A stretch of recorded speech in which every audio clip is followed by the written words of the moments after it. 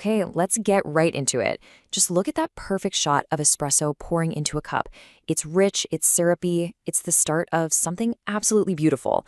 But, it's also the start of a whole lot of confusion. Don't worry, we're going to clear all of that up right now. So you walk into a coffee shop, you're ready for that caffeine hit, and bam, you're staring at a menu with words like macchiato, cortado, flat white, lungo. They all sound kind of fancy, but what's the actual deal with them? It's enough to make your head spin, right? But trust me, the solution is way simpler than you think.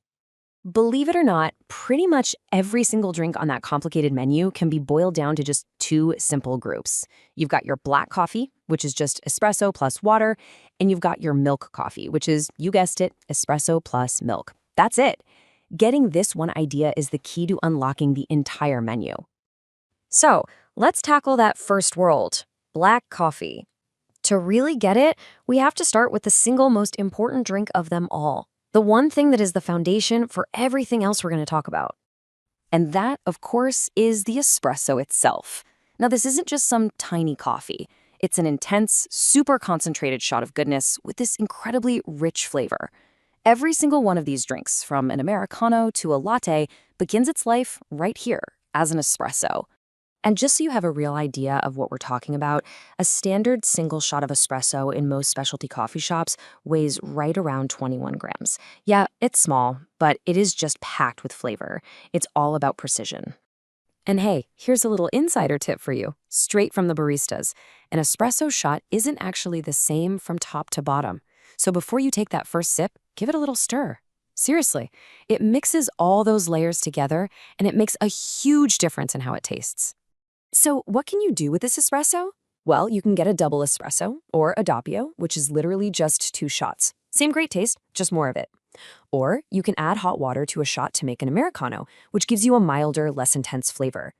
Then there's the lungo. It's a longer shot, which means more water was pushed through the coffee grounds. It's less intense, and a lot of cafes will even serve it with extra water so you can dilute it exactly how you like it. All right, let's hop over to the other side of the menu. This is where things get a little more interesting and honestly where a lot of the artistry happens.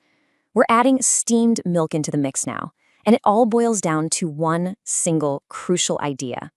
And this is it. This is the secret. The most important factor, really the only thing that separates most of these milk drinks, is the coffee to milk ratio. That's it. How much coffee are you tasting versus how much milk? Once you get this concept of ratios, that whole confusing menu is going to snap into focus. Okay, let's break this down.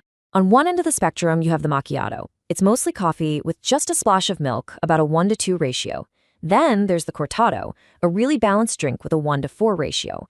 Now look at the flat white. It's also a 1-to-4 ratio, but here's the curveball. It's made with a double shot of espresso, so it's much stronger and more coffee forward. Moving on, you get the classic cappuccino, which is creamier at a 1-to-6 ratio. And finally, all the way at the other end is the cafe latte, super milky and smooth with a ratio of about 1-to-14. Okay, so that's the theory. But what are people actually ordering when they go out? We looked at some real-world data, and I gotta say, the results are pretty surprising. First off, let's look at the big picture. It turns out we are definitely a nation of milk coffee lovers. A whopping 68% of all espresso-based drinks ordered have milk in them. Only 32% of orders are for black coffee. And if you look inside that big 68% slice, there is one drink that is the undisputed king, the cappuccino. It accounts for 37% of all milk coffee orders. That's huge. It's followed by the flat white at 16% and then the cafe latte at 11%. Now get ready for a plot twist. You'd think the most popular black coffee would be a simple espresso, right? Nope. The #1 seller in the black coffee category is actually batch brew, which is basically just filter coffee. It's not even made on the espresso machine, and it pulls in 16% of all sales. And just to really hammer home how popular the cappuccino is, check this out. At 37% of all sales, the cappuccino by itself is more popular than all of the black coffee drinks put together. Espresso, Americano, batch brew, all of them combined only make up 32%. That's wild. So now you're armed with all this info. How do you actually use it? Let's put this all together so the next time you're at a cafe, you can order your perfect drink with total, absolute confidence. It's really just a simple 3-step process. First, just decide on your base. Do you feel like black coffee or milk coffee today? Step 2, decide how much coffee flavor you want. Remember the ratio.